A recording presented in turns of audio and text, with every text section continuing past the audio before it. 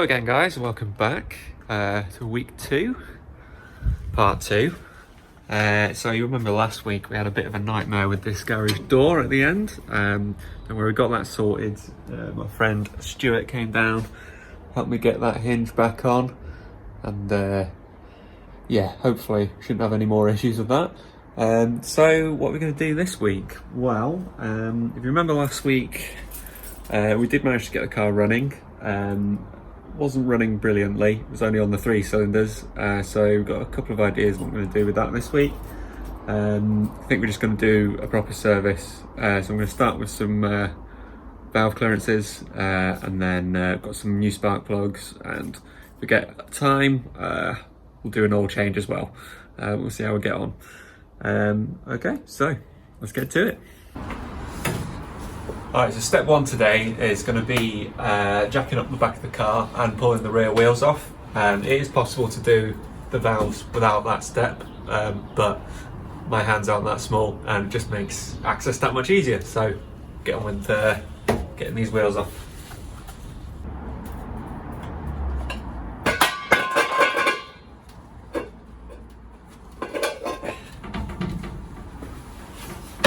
One hubcap.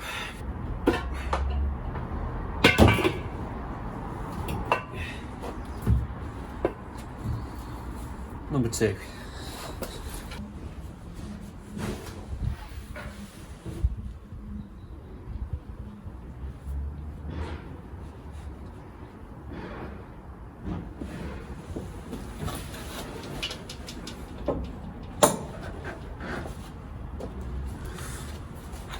Alright, so stubborn wheel nuts don't want to come off. I only have hand tools, so I might leave the wheels.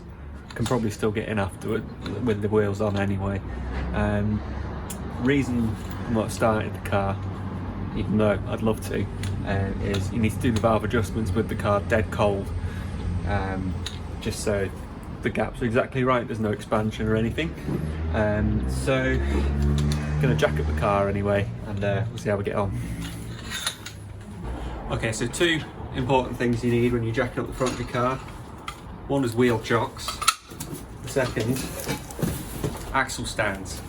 Really can't be too careful when you're doing this kind of stuff, guys, so don't muck about, get some decent kit, and yeah, don't get squashed.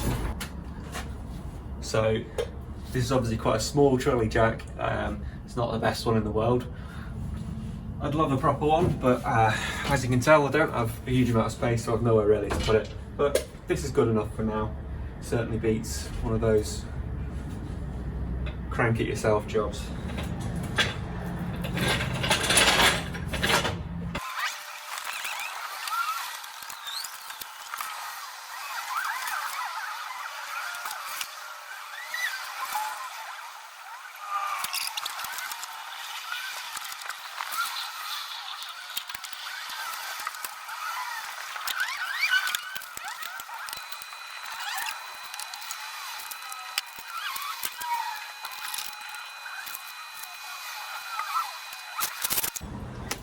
Okay, so now we've got it up on its axle stand, you can get underneath and have a look around.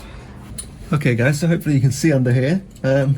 Basically, this is your rocker cover here, and it's held on with just this kind of wire, sort of baling wire. So first step is to get that out of the way, and there's a couple of methods to getting that off. Really, I find the best thing is just to get something with a bit of leverage, so I'm going to try using this screwdriver attachment thing. Can be a bit of a pain. Some people use a rag and kind of pull it down, but this one is always quite tight, I find, so I just don't really have to get that in there. It's coming.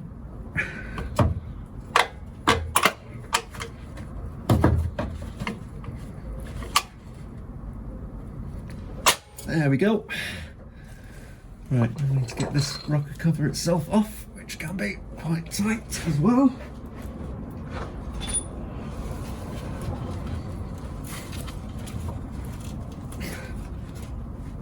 Might need a little bit of persuasion.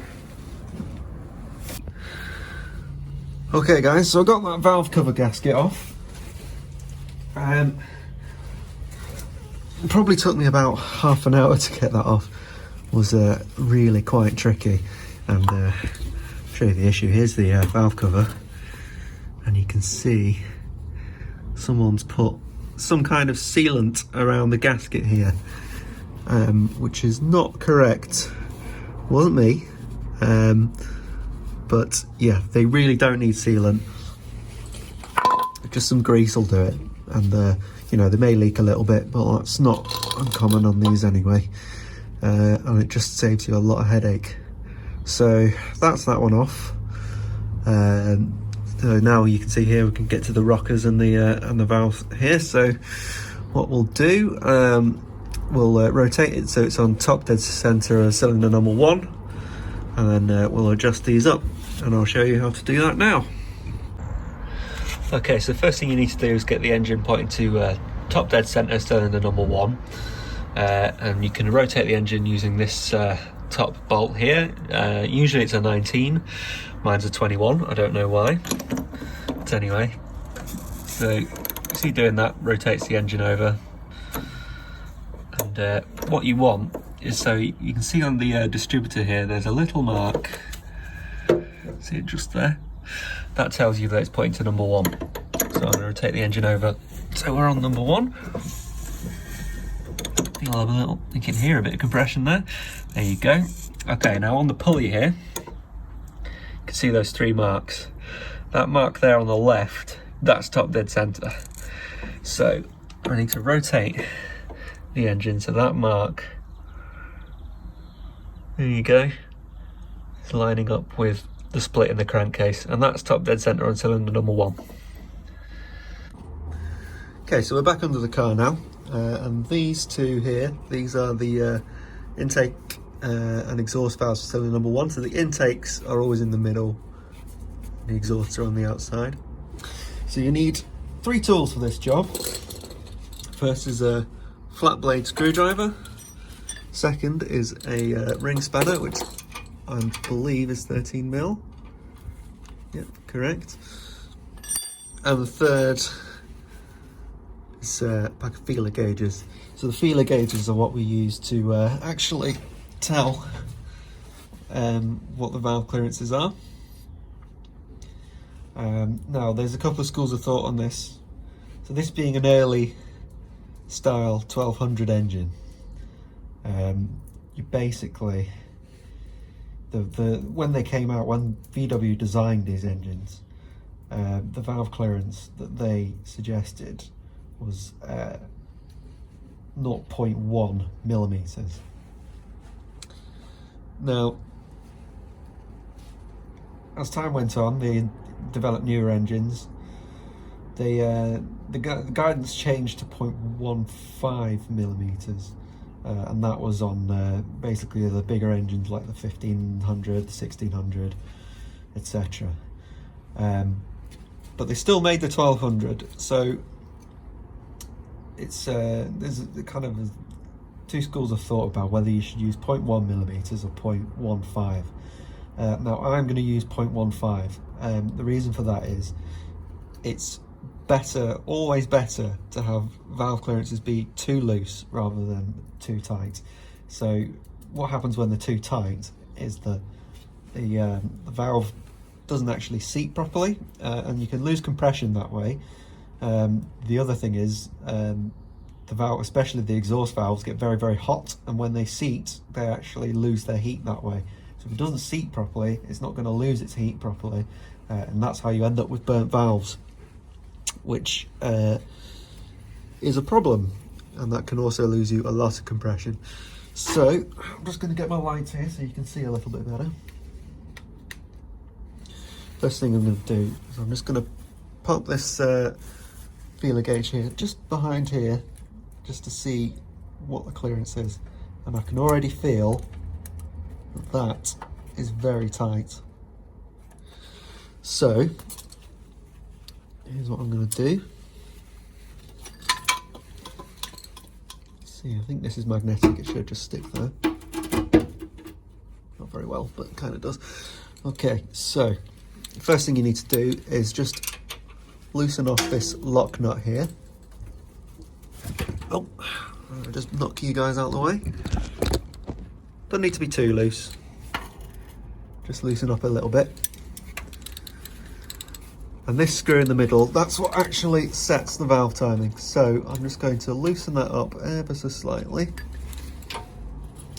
And you can kind of think of it, if you look at like where the screw head's pointing, you can kind of think of it like, well, the way I think of it is like numbers on a clock face. And that, you can just do it a little bit at a time and be more methodical about it. Okay, so I can actually get that in there now. What you're basically looking for is just a little bit of drag. Not too much, just a little bit. And you essentially want it so you can just about, just get that in there, so it will just about, there you go, take the weight of the pack without it just falling out. So that feels, you can hear it, that feels pretty good to me.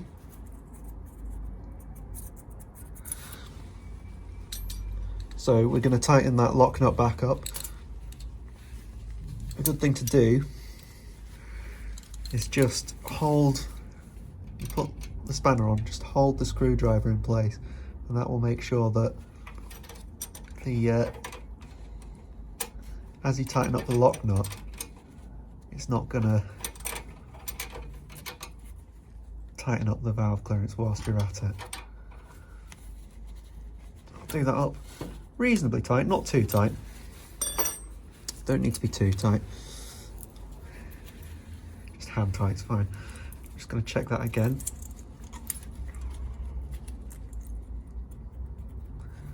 And that feels pretty good to me. Okay, so that's the exhaust valve. That may explain some of why we had some low compression last week. Intake valve.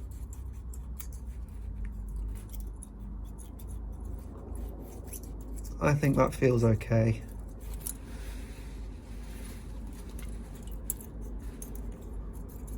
Yeah, that feels fine to me. So we'll go on to cylinder 2, and to do that you literally just rotate the engine over 180 degrees on the pulley, so that top dead center mark is going to be pointing directly down instead of directly up, and you need to make sure you're rotating it the right way, which I can't remember exactly what way that is. I will leave it as a caption in the video for you. So I'm just going to rotate the engine over now.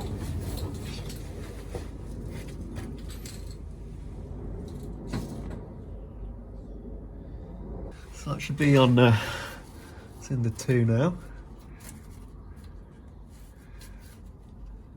Cylinder 2, if you remember, was the one that wasn't firing properly, so this one will be interesting. It also had pretty low compression.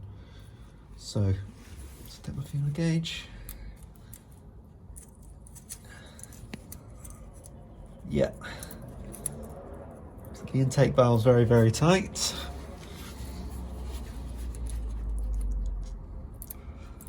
And the exhaust valve's very, very tight.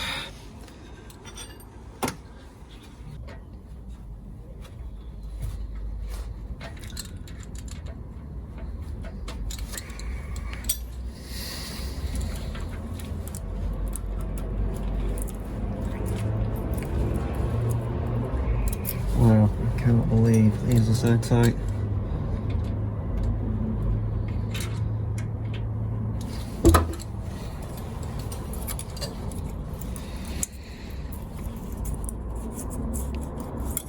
Yeah, that feels better.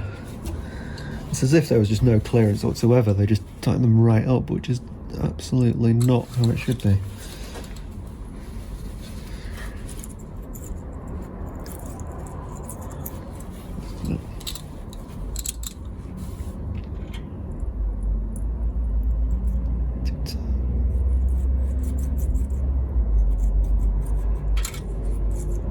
There we go. There we go, perfect. So you should be able to kind of rock them by hand and just feel a tiny bit of give in them. There we go. And yes, these are reconditioned heads. Well, reconditioned, they're Mexican heads. not the originals, but that's not a problem. Okay guys, so my next quandary is what to do with these valve cover gaskets, because they've been glued in there, and that to me is not right. So I'm thinking I might try and pry these out. I have got some spares. I don't know what kind of condition they're in, but they should be okay, but probably better than these, to be honest, because I just do not like this gooey stuff. I can't see how it's going to make a proper seal, especially now that I've ripped it off and I'm just going to be leaking oil out, which I don't want. So I'm going to try and get this gasket off and see if I can get a new one on there, and then all you really need is some grease around the edge. That's all you need on there. None of this JB Weld crap. Okay guys, so I managed to get most of the kind of gasket gunk off of there. Not all of it, but as much as I could. And I managed to find this spare gasket. It's not the best one, but it's what I've got. So I'm going to stick that in there. And it's got some multi-purpose grease, which is kind of all you need really. Right, so what I'm going to do, I'm just going to get some grease and kind of smear it around the edge of here as best as I can. This gasket in.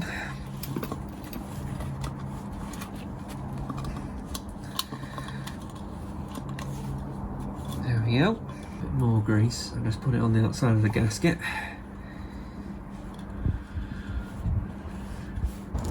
Right, and then we'll just put that back on the car. Okay, so got that back on, and now just need to do exactly the same on the other side, which I won't bother filming because it's literally the same thing, just in reverse, and just want to get it done and out of the way really. So I'll see you once I've done that. Okay guys, so got that all buttoned back up. Basically same story on the other side. All the valves are pretty tight, so we loosened them back up, and yeah, good thing we got to those in time. I'm also just going to replace the spark plugs with a set of new ones because it can't hurt. These are NGKs, good brand. You can't really skimp out on spark plugs, to be honest with you. Stick to Bosch or NGK. They give a better spark, but they also are less likely to strip your head, which on any car is bad news. So yeah, I'm just going to chuck those in now and see you after that.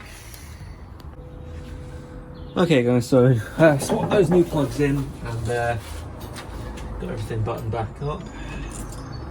One thing I did notice though is those contacts in here on the inside of the cap don't look too great, so I'm just going to clean those up a little bit, and that will certainly help us out in some capacity. I can find a decent file attachment on my multi-tool here. That's what I want to do, and I may just set the points as well while I'm at it, because you know, I do need doing from time to time. Clean those up a little bit. It's not looking too healthy. May need a new cap at some point in the future.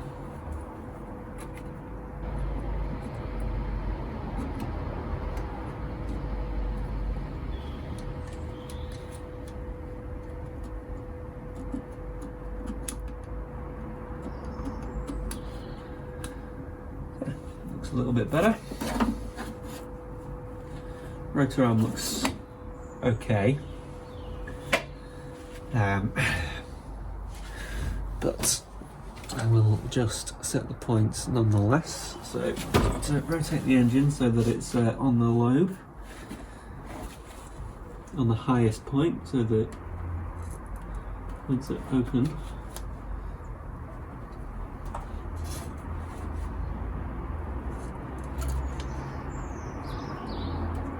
which they should be now.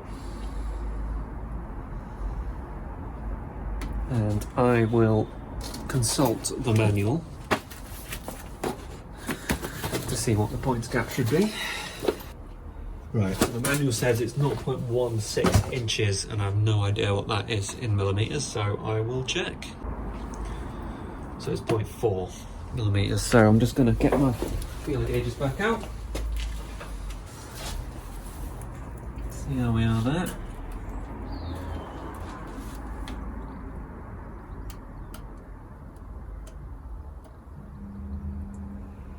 Yeah, I'm not too sure about that.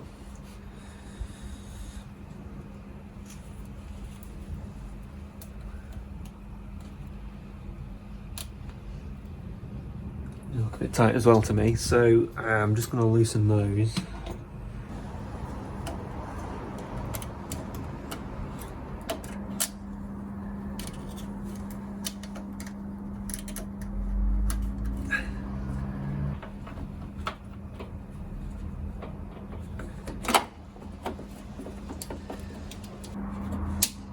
Right, I think the time has come to try starting it and see if those changes make any difference. Fingers crossed. See how we get on.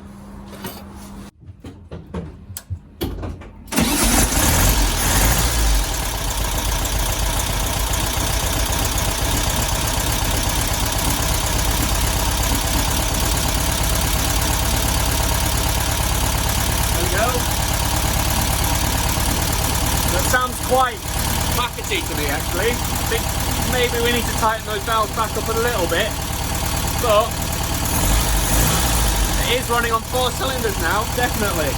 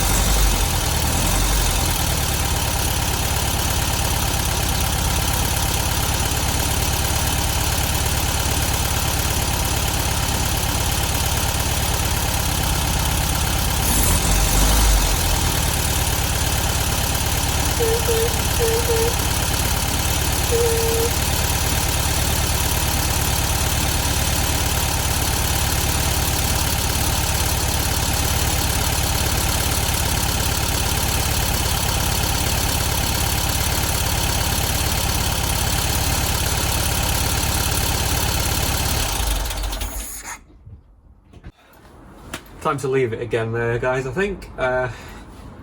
So you could hear the valve train noise there. Definitely think we went a little bit overboard with those valve timings. I think just going to have to tighten them up a little bit. But that's running a lot better already. It's definitely running on 4 cylinders again now. Could be that the spark plugs helped. And you know, fiddling with the rotor cap probably didn't do any harm either. So I think I mean, it's getting a bit late now and it's getting a bit dark, so I'm going to leave the oil change for now. Either I might try and do that tomorrow, or if not, I'll get onto that next week. And then next week as well, we're going to set the timing properly and do some tuning on the carb as well. And then after that, I think engine-wise, it's pretty spot on. There are some other things I need to do as well, so brakes being one of them. Need to get those wheels off for a start. And then what I'd like to do is actually try and get it out of the garage so that I can do some work on some of the bodywork stuff. I might try changing those doors over. I mean, I'll show you around, you know, what's going on with it. But yeah, making progress, further on than we were last week anyway. So yeah, I'll sign off here, guys. Like, comment, subscribe. Like, comment, subscribe. You know, ding the bell if you like Beetles and stuff. Then you know, I've got loads of Beetle content coming your way shortly, and yeah, I'm looking forward to it. Hope you guys are too. Thanks for watching, and see you next week.